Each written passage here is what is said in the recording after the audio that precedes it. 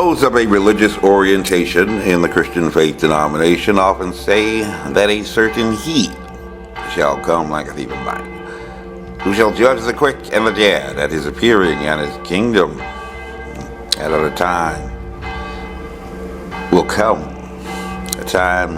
come when they will not endure sound doctrine, but after their own lust shall they heap to themselves teachers having itching ears.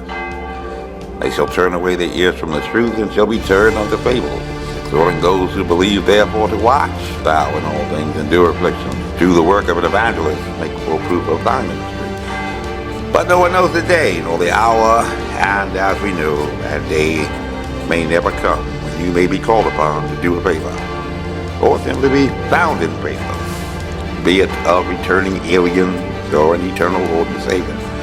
And some simply dismiss it all as mere balderdash, poppycock, fairy tales, living their lives as they so please, without consequence, or so they think.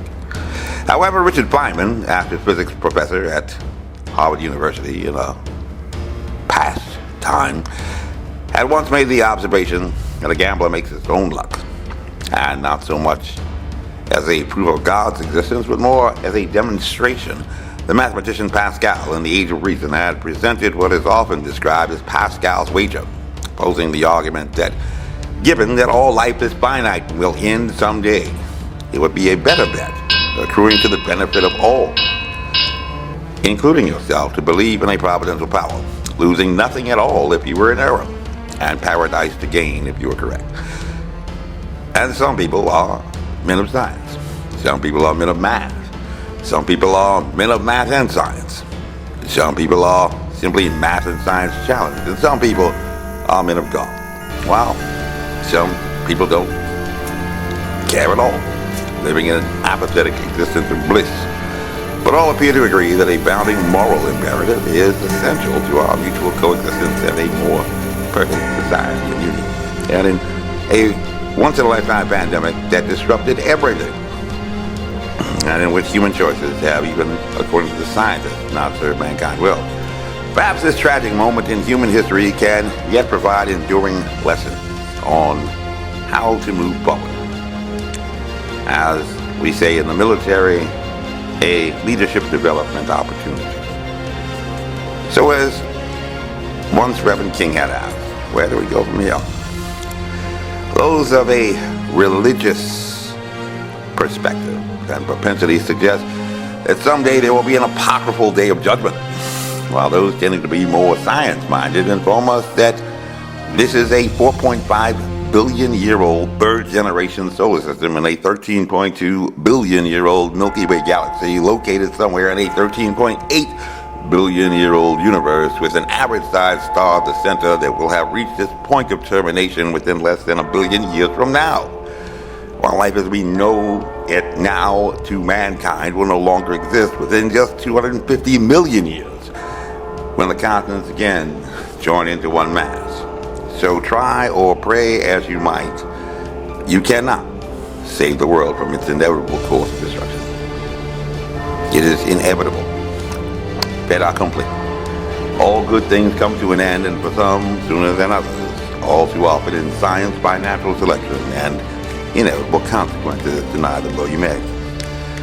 Accordingly, it appears that the rational choice would be to make the best use of that limited resource of time, which has not always been the case, and which has made itself painfully evident in a global public health crisis, or even human institutions failed against a virus that science informs us isn't stupid. Single strand of RNA smarter than man, and that has fooled us before. Even now, the President and Dr. Fauci. So that even if you can escape a final judgment, you can say that you had a good time here if you made a right choice. A growing number of people believe that somewhere in the vastness of the universe there exists some beneficent and intelligent sentient beings who may return. That is your belief. Or accidentally discover this planet on their travels. That is your belief. While those in an increasingly smaller proportion who are more religiously oriented prophesy a day of reckoning whereon all shall be held accountable for their works on earth. and bidding woe to those weighed by the scales and found wanting. But there is a common theme on both sides for that final day, either in science or in rapture, to be found worthy, that they might enter into the glory and favor of this new transcending reality, and none may be considered non-essential in this task, or have something, even if small, to contribute to a greater good, shall we say. And it is generally thought or expressed that we should not be selfish, thinking only of ourselves. These sciences date back to 3000 BC, tracing roots back to civilizations in Egypt and Mesopotamia, and the Bible's first books, comprising what theologians describe as the Pentateuch. First 5 books of the Bible date back to around 1500 BC, with the first 5 books attributing authorship to Moses the lawgiver, who had been raised and educated, coincidentally, in the house of the Pharaoh, who had science. So it would be difficult to say that Moses was not a man of science, or more likely than not, had one of the best educations of that period of time, which may have assisted him and informed him in framing his narratives even about the earth's creation, and may have contributed in a pre-Hellenic period to his observations regarding biogenesis and the anomalous finding of water in abundance only in one place, on his third celestial orb from a heliocentric mass, a great mystery that still baffles modern scientists. From where did the water come? Not to mention the curious coincidence of temperate climes sufficient for sustaining life as we know it, by serendipity placed in an orbit around the sun where, given a differential of just 1 million miles in either direction, life as it is now known would not have been possible. So, do I have your attention? If you're on the line, I know that you're interested. Have you made your decision for Christ? Action. Some say that in this year, with democracy at risk, you need to vote like democracy depends on it in November. Just like the politicians had said during the pandemic election, when persons broke records going to the polls in person during a deadly global public health crisis, if that makes any rational sense at all. And that efficacious action still yet failed to make a pandemic go away. Some suggest that it has now even gotten worse, spawning new raging infections with multiple descendant variants of concern, finding it everywhere, omnipotent like God, with the first Delta variant, and then the Omicron variant, and then the BA5 subvariant, and so on and so on. It never ends.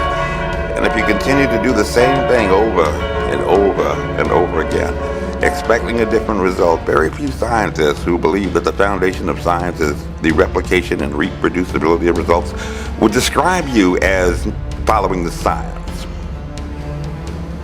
While there are quite a few gambling houses that may certainly welcome your exuberant spirit to permit whatever happens in Vegas to stay in Vegas by the science, I believe that the technical term is sucker, or perhaps you have that feeling that the machine is just about to hit and you feel lucky and look like a winner. Good luck with that.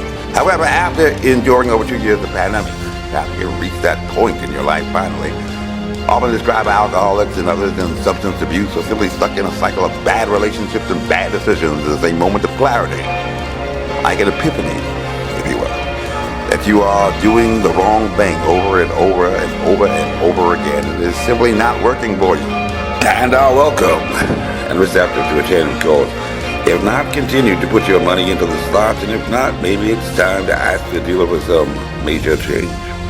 And you look like an intelligent person. This briefing is unclassified. As you were, my name is Major Mike Webb. By God, I am running for U.S. Congress. This year, make the right choice, and we shall make America great again. Honest. Carry on. This advertisement was authorized by Mike Webb.